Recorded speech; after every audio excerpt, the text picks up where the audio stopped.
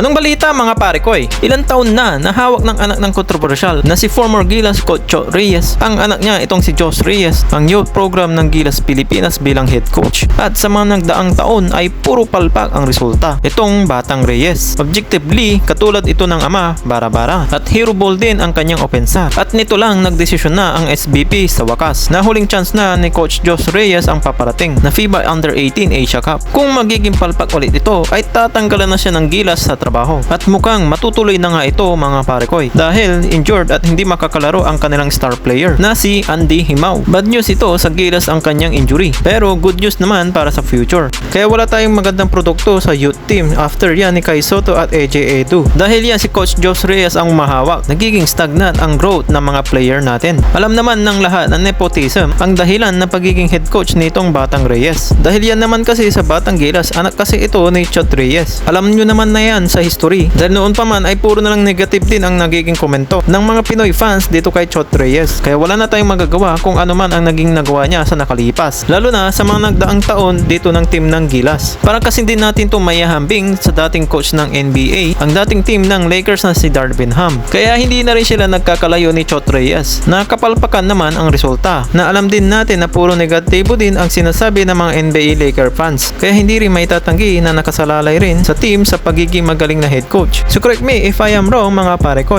Kung hindi naman ay period na yan.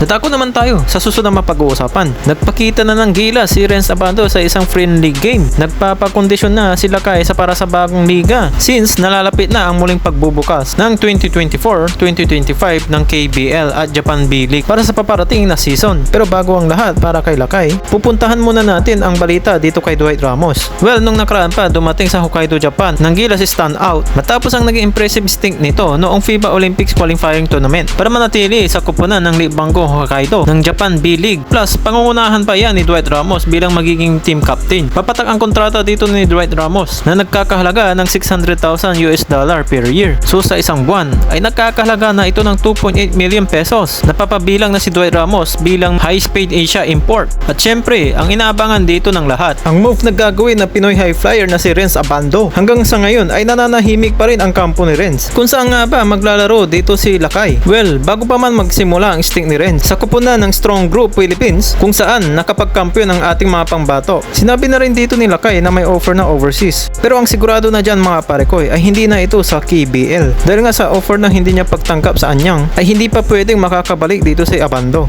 Pero ang sigurado na ngayon ay looking good na ang kondisyon ni Renz. Sa ilang mga clip video ay nilabas ito ng United by the Game. Pinakitaan dito ni Air Abando ang crown behind the back dunk. At ito pa ang mga ilang clip video na kasama dito si Keeper Revena. Ano kaya ang mga masasabi nyo dito mga pare ko Pati na rin sa legacy ng mga Reyes. Tara pag-usapan natin yan sa comment section sa baba.